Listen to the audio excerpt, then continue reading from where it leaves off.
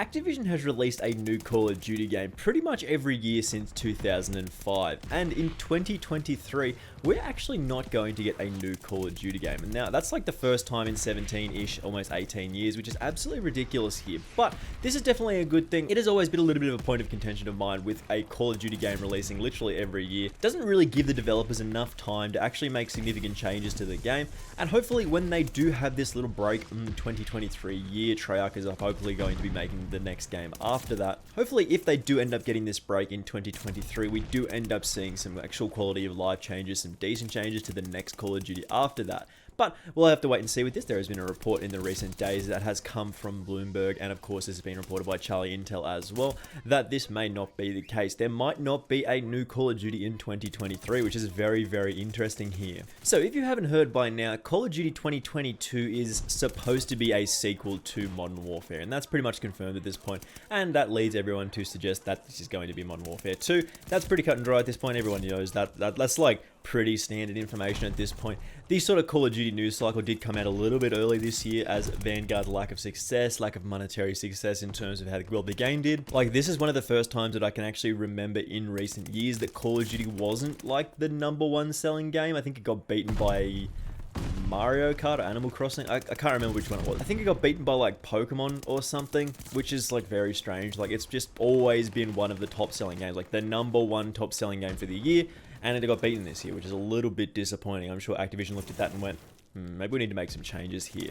Now, keep in mind, these particular changes with the Call of Duty cycle changing, the 2023 game being either moved to the year after that or just not being available at all, this is going to be one of those things where people look at it and go, oh, is this Microsoft's influence? No.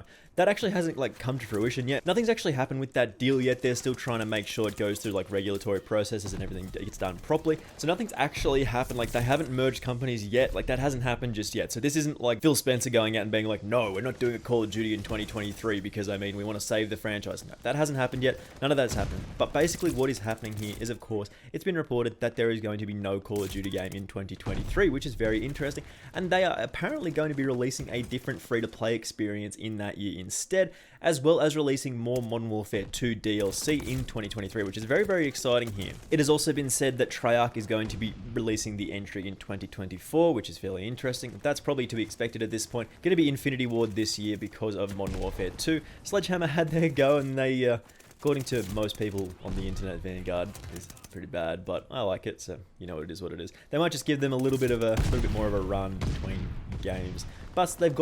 Plus, they do have new studios and stuff that they could work on all these games. Like, there's a bunch of studios that work on Call of Duty now. It's not just the 3 main guys anymore. There's like so many studios that actually work on Call of Duty. Now, it has also been suggested that Activision did make this decision to sort of delay the next game, to sort of allow the Call of Duty games in their own right to actually breathe, and they don't have all these competing titles. Because at the moment, if you think about it, people could still be playing Cold War, they could still be playing Modern Warfare for some reason, they could still be playing Warzone, which is pretty likely, they could still be playing Cold War, and of course they could still be playing Vanguard, which is just a lot of different Call of Duty experiences on offer, and people go, well, it's pretty much the same game, like, why do I need to buy the new, like, you know what I mean?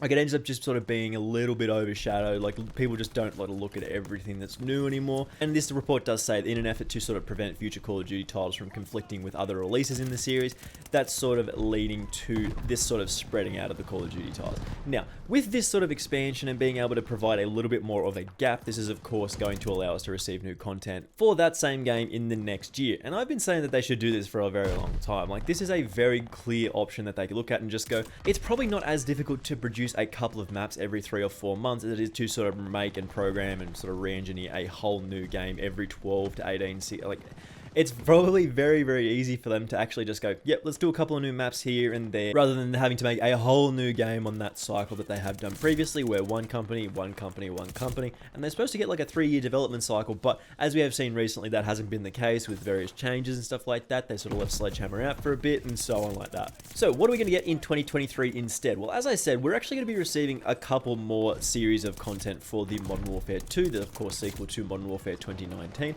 and apparently they're actually going to be releasing a new free-to-play title as well, and apparently that is separate from the Warzone 2 thing that has been around recently. Obviously, they're going to be making a new Warzone experience as well. If you didn't hear about that, well, this is how you're learning that.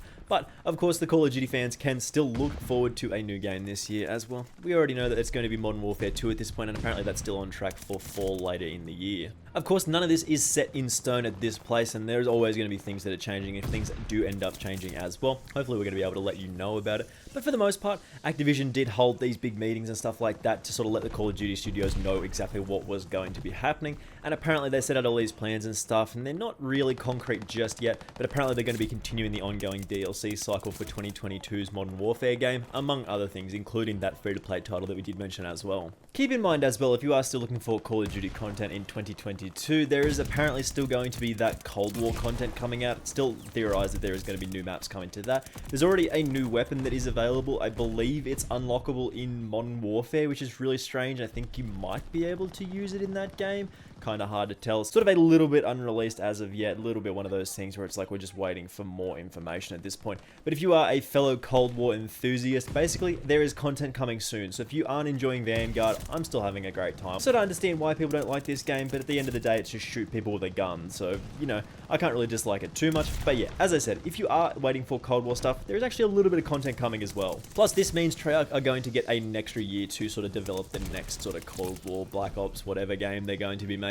I think we should probably go to sort of near future again, maybe something like the Black Ops 4, Black Ops 3 vein, something like that. People seem to love those, like Black Ops 3 and Black Ops 4 are fondly remembered, and then Cold War's like, oh yeah, I remember it. I thought it was a pretty good game now after Vanguard came out. So we'll have to wait and see exactly where we're going to go with this. It could be something completely different. We could be seeing like some future gear, which we just don't know what's going to happen at this point. But I'm very, very excited to see what Treyarch does bring out. I'm also super excited for Modern Warfare 2, the sequel to the 2019 Modern Warfare is going to be really, really cool because that was one of my favorite games. It is going to be interesting to see how this does end up affecting the COD League, but I imagine they're likely just going to continue to have people playing on the Modern Warfare 2 sort of game. Like they're going to be doing that for a year and then they're going to be doing that for another year as well, which hopefully the game does end up being good because I really, if it's bad, like I cannot see people wanting to play in the Pro League, like the COD League for 2 years on a game that isn't like any good. So fingers crossed that the game does end up being actually playable. Like I really liked Modern Warfare. It probably wasn't for everyone. It was a bit slow, a bit campy for the most part, but I had a good time. And that's how I started growing my YouTube channel playing that game. It has a very, very fun place in my heart because that means I met a lot of you guys out there. But again, we will have to wait and see for more information to see if this does turn out to be true. Of course, this seems fairly likely at this point. It's been circling around for a little while that they would do this year's game in being Modern Warfare 2, but then they might end up skipping one just to sort of give the Call of Duty life cycle a little bit of a chance to breathe. And as I said, it is probably a little bit easier for them to come out with new guns and new maps and stuff rather than to have to re-engineer and make and sort of design a whole new game. It's just a little bit easier for them, hopefully, to sort of redesign and make new maps and stuff than it is to have to make a whole new game. But again, we will have to wait and see if this does turn out to be true, but I'm very, very interested to see exactly what happens in the Call of Duty community because, I mean, there's a lot of news flying around right now and I do massively appreciate it, and hopefully I will be able to let you guys know. If you do want to stay up to date with all of this stuff, all the leaks and all of the rumors floating around, make sure you do hit that subscribe button with those notifications turned on. I do very much appreciate it and it really does help me out, and hopefully I will see you in the next one. Bye!